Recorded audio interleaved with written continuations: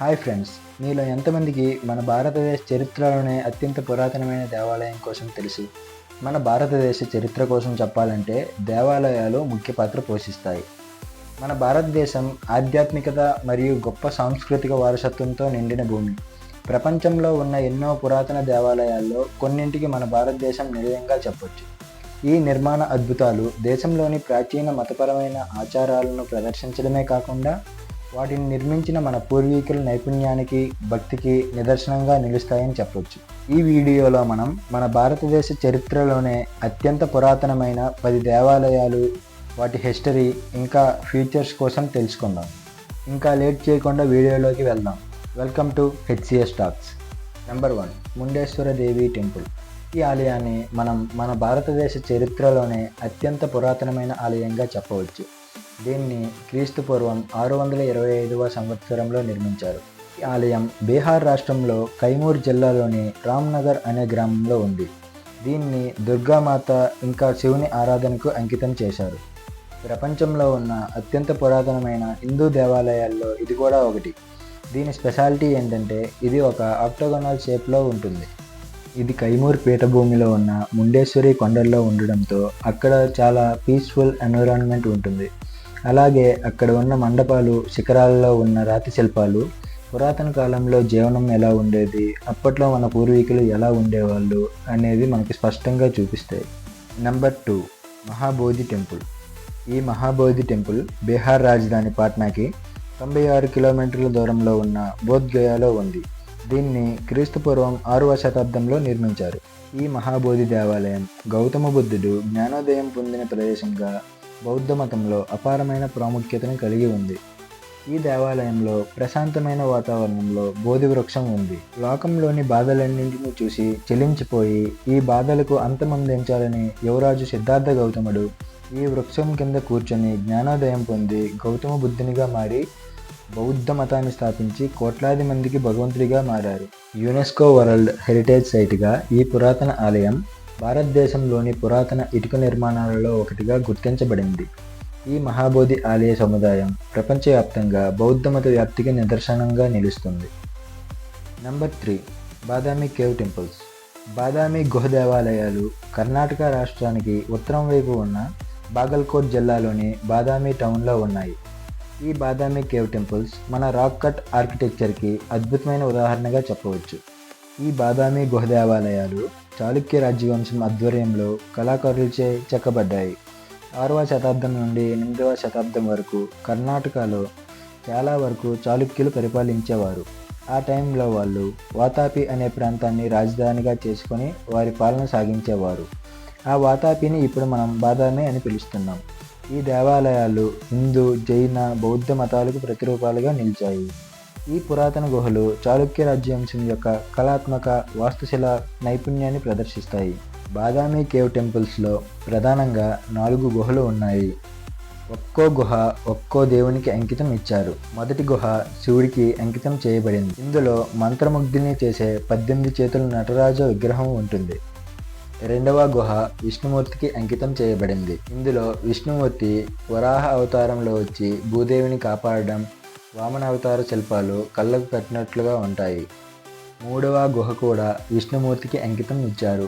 ఇందులో వివిధ అవతారాలలో ఉన్న విష్ణుమూర్తి శిల్పాలు ఉంటాయి. అలాగే హంసవాహనంపై బ్రహ్మదేవుడు, శివపార్వతుల వివాహం వంటి శిల్పాలు ఆకర్షణంగా నిలుస్తాయి.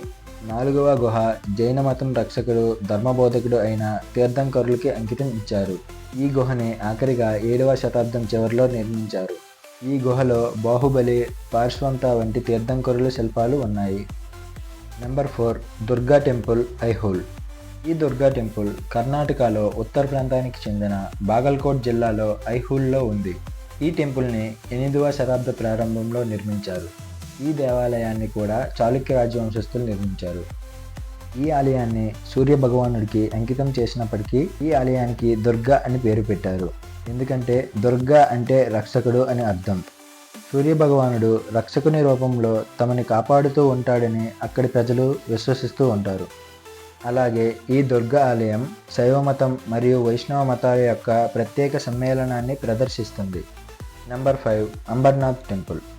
అంబరేశ్వర్ శివాలయం అని పిలువబడే ఈ అంబర్నాథ్ టెంపుల్ మహారాష్ట్రలో ఉంది.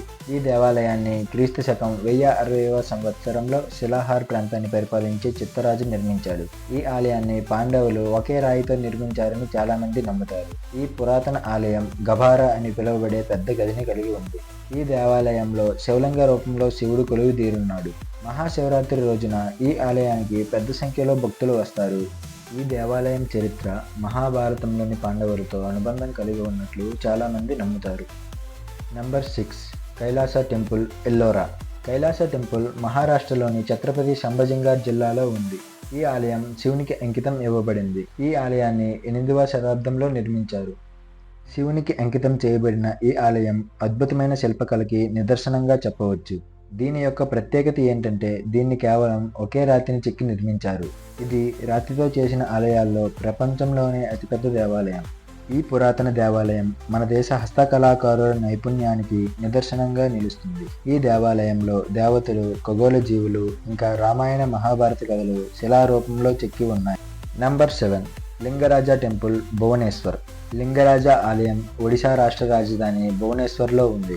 ఈ ఆలయాన్ని సోమవంశీ రాజవంశస్థులు నిర్మించారని నమ్ముతారు. ఈ ఆలయాన్ని 11వ శతాబ్దంలో నిర్మించి శివునికి అంకితం ఇచ్చారు. ఈ ఆలయం ప్రత్యేకత ఏంటంటే 180 అడుగుల ఎత్తు అంటే 55 మీటర్ల ఎత్తున్న గోపురాన్ని కలిగి ఉంటుంది.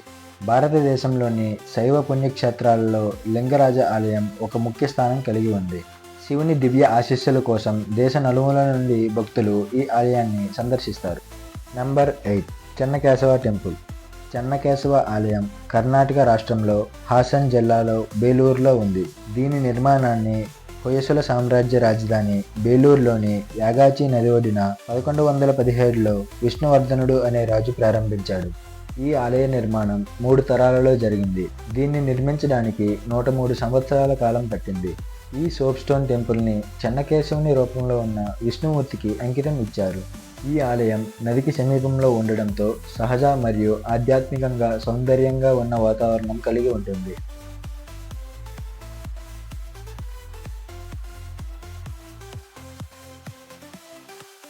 Number 9 Ramanathaswamy temple.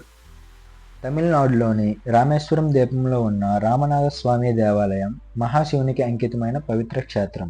ఈ ఆలయాన్ని శ్రీరాములు వారు లంకకి పయనమైనప్పుడు స్థాపించినట్లు నమ్ముతారు. ఈ ఆలయాన్ని 12వ శతాబ్దంలో పాండ్య రాజ్యవంశం విస్తరించింది. ఇది చార్ధామ్ పుణ్యక్షేత్రాల్లో ఒకటి. దీని యొక్క స్పెషాలిటీ ఏంటంటే భారతదేశంలో ఉన్న అన్ని హిందూ దేవాలయాల్లో అతిపెద్ద కారిడార్ కలిగి ఉంది. ఈ ఆలయాన్ని సందర్శించడం ద్వారా భక్తుల ఆత్మశుద్ధి అవుతుందని మరియు వారి పాపాలు పోగొట్టుకుంటారని నమ్ముతారు. Number 10 Dwarkadhish temple. ద్వారకాధీష్ ఆలయం గుజరాత్ రాష్ట్రంలోని ద్వారకా నగరంలో ఉంది. ఈ ఆలయం శ్రీకృష్ణుడికి అంకితం ఇచ్చారు. ఇది చార్ధామ్ పుణ్యక్షేత్రాల్లో ఒకటిగా హిందూ పురాణాలలో గొప్ప చరిత్ర కలిగి ఉంది. ఈ ఆలయం సముద్ర మట్టానికి సగటున 40 అడుగుల ఎత్తులో ఉంటుంది. ఆలయం యొక్క ఆకట్టుకునే మారు గుర్జారా వాస్తుశిల్పం దాని ప్రత్యేక ఎరుపు శిఖరంతో సుదూర ప్రాంతాల నుండి భక్తుల్ని ఆకర్షిస్తుంది. ఈ ద్వారకాధీశ్ ఆలయాన్ని 15-16వ శతాబ్దంలో నిర్మించిందని నమ్ముతారు. అయితే దాని మూలాలు మాత్రం క్రీస్తు శకం 200వ సంవత్సరానికి చెందినవి. ద్వారకా రాజుగా శ్రీకృష్ణ భగవానుని జీవితంతో ఈ ఆలయం ముడిపడి ఉంది. ఈ వీడియో చివరి వరకు చూశారంటే ఈ వీడియో మీకు నచ్చిందనే అనుకుంటున్నాను. ఈ వీడియో కనుక మీకు నచ్చినట్లయితే లైక్ చేయండి, షేర్ చేయండి. ఇంకా ఇలాంటి మరెన్నో వీడియోల కోసం ఇప్పుడే HCS టాక్స్ ఛానల్ని సబ్స్క్రైబ్ చేసుకోండి. Thanks for watching.